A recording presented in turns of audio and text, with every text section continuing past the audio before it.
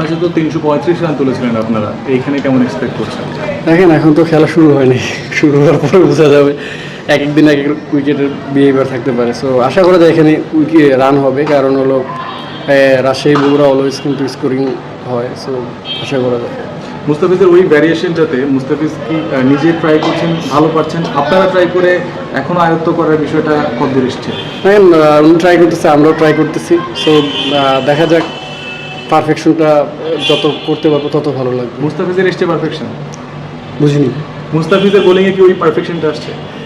এখন তো উনি তেমন একটা করতে দেখা যায় না, প্র্যাকটিসে করতেছে, ম্যাচেও হয়তো করতেছে। আমি তো লাস্ট কয়েকটা ম্যাচে একসাথে খেললাম, সো আসতেছে ইনশাআল্লাহ।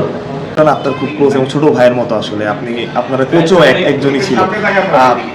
নাহিদকে আসলে আপনি কিভাবে রেট করেন এবং পিএসএল দল পাওয়ার পর আসলে অভিনন্দন জানিয়েছেন কিনা? ঠিক আলহামদুলিল্লাহ, যখন পিএসএল দল পেয়েছে খুব খুশি লাগছে। তখন আমি গ্রামে ছিলাম। নাহিদ আর আমি একসাথে এই একাডেমিতে প্র্যাকটিস করছি। সো ভালো লাগে যে আমরা একসাথে খেলতেছি। আমার থেকে লাস্ট একটা আমরা বাসার সামনে সুন্দর একটা পিচ আছে, আপনি দেখি মাঝে মধ্যে খেলেন আসলে। তো অবশ্যই গ্রামে, স্বপ্ন ছিল কিনা? গ্রামে গেলে সবসময় খেলি, প্রতিদিনই খেলি আর কি। স্বপ্ন ছিল কিনা ছোটবেলায় একটা হ্যাঁ, পিচ? একটা ড্রিম ছিল।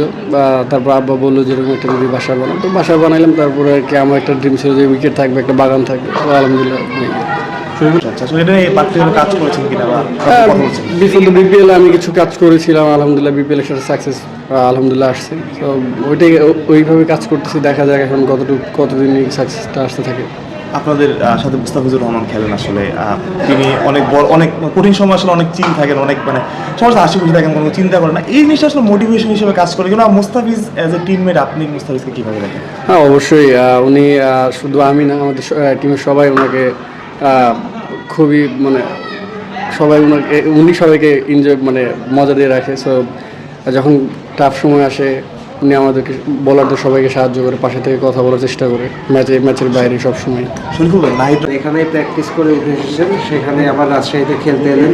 কালকের ম্যাচটায় দর্শকদের কেমন আগ্রহ এক্সপেক্ট করছেন বা রাজশাহীতে ফিরতে পেরে কেমন লাগছে? আলহামদুলিল্লাহ, প্রথমত যখন আজকে আমি গেটের ভিতরে ঢুকছি, সো একটা ইমোশন কাজ করতেছিল। কারণ আমি মেবি লাস্ট 2019 সালে এখানে ম্যাচ খেলেছিলাম, আর এখানে আমি 5টা বছর এখানে আমি প্র্যাকটিস করেছি, প্রায় 4-5 বছর হবে। যখন এই মাঠে ঢুকেছি একটা ইমোশন কাজ করতেছিল, অনেকদিন পরে ম্যাচ খেলবো, অবশ্যই ভিতরে একটা অন্যরকম ফিলিংস। সো অনেক স্মৃতি জড়িয়ে আছে এখানে। এখানে সব কিছু মনে করেন যে চেনা জানা নিজের মতোই। সো দেখা যাক কী হয় কালকে। সাউদ ভাই, মুস্তাফিজ একটা নতুন ভ্যারিয়েশন ট্রাই করছেন, সম্ভবত আপনারা আলোচনা করেছেন বেশ কয়েকদিন, আইডিয়া আছে কিনা? আইডিয়া বলতে উনি ট্রাই করতেছেন, এখনও ট্রাই করতেছেন। ইনশাল্লাহ ম্যাচেও সাকসেস হয়েছে, আরও ভালো কাজ করতেছেন, আমাদের সাথে বলছে, আমরাও চেষ্টা করেছি। বাট এক একজনের এক এক রকম ইয়া থাকে। সো উনি ওটাতে ভালো সাকসেস পাচ্ছেন। শরীফুল ভাই যেটা বললেন, ভাই টুর্নামেন্টটা কেমন আছে? আপনাদের দলে ধরতে গেলে সবাই আছে, সবাই বেশ জাতীয় দলে খেলা প্লেয়ার, প্রতিপক্ষ দলও ভালো, আপনারা বেশ বসেই ছিলেন, ভোট করে আয়োজন, সব মিলে টুর্নামেন্টটা কেমন এনজয় করছেন, কেমন আয়োজন হলো?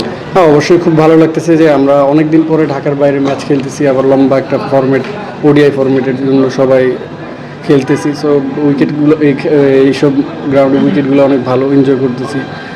খুব ভালো লাগতেছে আর কি এইসব এরকম টুর্নামেন্ট খেলে। লাস্ট জনের এগেনস্টে খেলা, সাউথজন ভালো দল, তারাও প্রথম ম্যাচ জিতেছে, আপনারাও প্রথম ম্যাচ জিতেছেন। কালকের ম্যাচটা নিয়ে কি চিন্তা ভাবনা বা সাউথজনের থ্রেট কে হবে বলে মনে হচ্ছে? আফিফ সেঞ্চুরি করেছে ফার্স্ট ম্যাচে। দেখেন অবশ্যই তারা ভালো ক্রিকেট খেলছে, আমরাও আলহামদুলিল্লাহ বগুড়াতে ভালো ক্রিকেট খেলছি। সো কালকে যারা যত কম মিস্টেক করবে তারাই জিতবে। সো আশা করি দুই দলের মধ্যে এক দল জিতবে। সো দেখা যাক কে জিতে আর কি। সব ধরনের খেলার খবর পেতে সাবস্ক্রাইব করুন, সঙ্গে থাকুন খেলার পাতার।